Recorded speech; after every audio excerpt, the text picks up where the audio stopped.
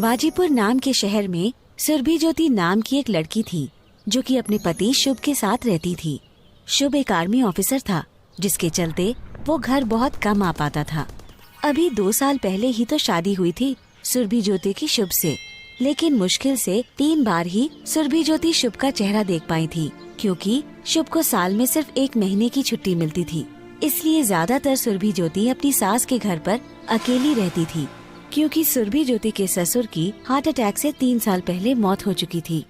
शुभ की सरकारी नौकरी होने के चलते सुरभि ज्योति के ससुराल में पैसे की कोई कमी नहीं थी, पर सुरभि ज्योति के पिता एक मामूली टीचर थे।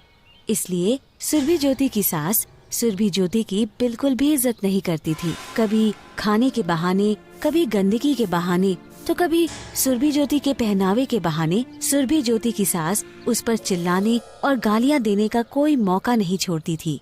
एक बार सुरभि ज्योति का घूंघट गलती से नाक से ऊपर चला गया तो उसकी सास उसे चिल्लाते हुए बोली, अरे बेशरम, कुछ तो शर्म कर ले, लोग देखेंगे तो क्या कहेंगे। अरे अगर इतना ही मॉडर्न बन के घूमना है तो शादी ही क्यों की। याद रहे, मेरे घर में रहना है तो मेरी मर्जी के हिसाब से ही कपड़े पहनने होंगे, समझी कि नहीं। सुरभि ज्योति बहुत शर्मीली थी और बहुत कम बोलती थी। इस बार सास के डांटने पर भी उसने कुछ नहीं कहा और जी माँ जी कहकर घूंघट नीचे कर लिया। सुरभि ज्योति की सास ने उस पर तरह तरह की बंदिशें लगा रखी थी। ऊपर से काम करके अगर वो बैठ जाती तो उसकी सास काम फैलाकर उसे और काम करने को कहती।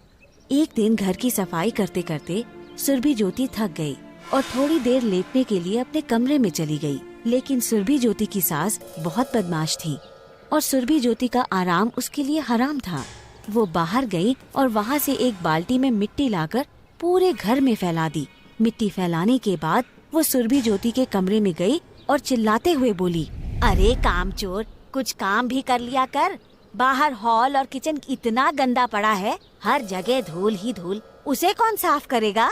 ये सुनकर लेटी हुई सुरभि ज्योति अचानक उठकर बैठ गई और बोली, लेकिन माँ जी, मैं तो अभी पूरे घर की सफाई करके आई हूँ, फिर कैसे मिट्टी आ गई। ये सुनकर सुरभि ज्योति की सास तमतमा गई और गुस्से में बोली, तो तेरे कहने का क्या मतलब है, मैं घर में जानबूझकर मिट्टी लाई हूँ, हैं? सुरभि ज्योति एकदम से बोली, नहीं नहीं माँ जी, ऐसा नहीं है, लेकिन इतनी जल्दी मिट्टी घर में कहाँ से आ गई, कोई आंधी तूफान तो आया ही नहीं।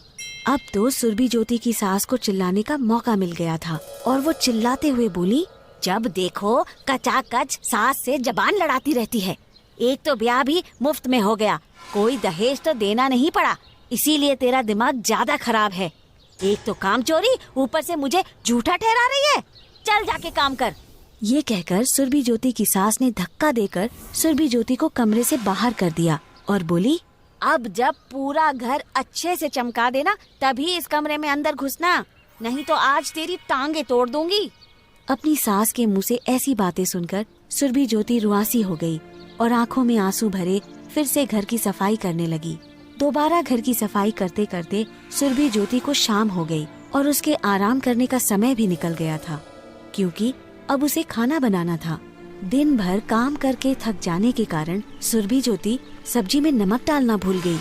शाम को जब सुरभि ज्योति ने अपनी सास को खाना परोसा तो थोड़ी सी सब्जी खाने के बाद उसकी सास ने सब्जी का कटोरा उठाया और सारी सब्जी डस्टबिन में फेंक आई और बोली, अरे करम जली, ऐसे खाने से अच्छा तो मुझे जहर दे देती, नमक ही नहीं है खाने में, सारा स्वाद खराब कर दिया। अब तू सब्जी दोबारा बनाएगी और सुन, तू आज खाना नहीं खाएगी। ये सुनकर सुरभि ज्योति पर तो जैसे दुख का पहाड़ टूट पड़ा। एक तो उसने दिन भर मेहनत की, ऊपर से उसे रात का खाना भी नहीं नसीब था। खैर, सब काम खत्म करके सुरभि ज्योति खाली पेट लेट गई, लेकिन रात भर उसे भूखे होने की वजह से नींद ही नहीं आई। सुरभि ज्योति भोलेनाथ की बहुत बड़ी भक्त थी और रोज सुबह सुबह पास के शिव मंदिर पैदल जाकर पूजा करती थी।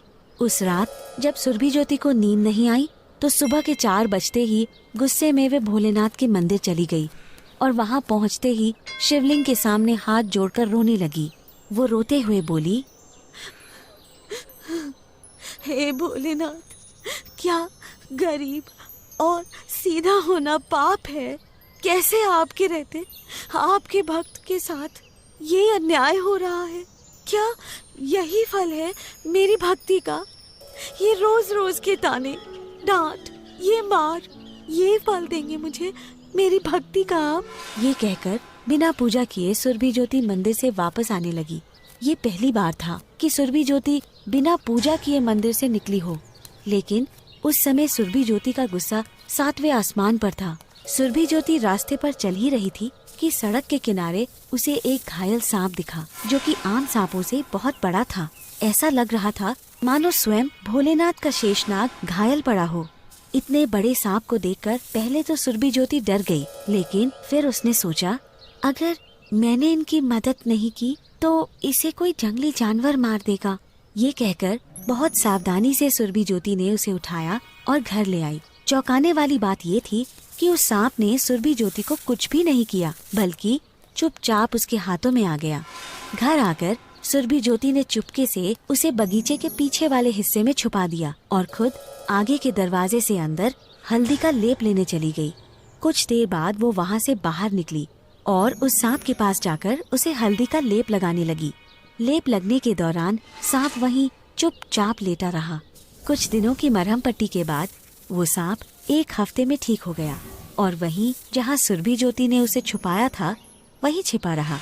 कुछ दिन बाद सुरभि ज्योति से एक कांच का ग्लास बर्तन धोते समय टूट गया।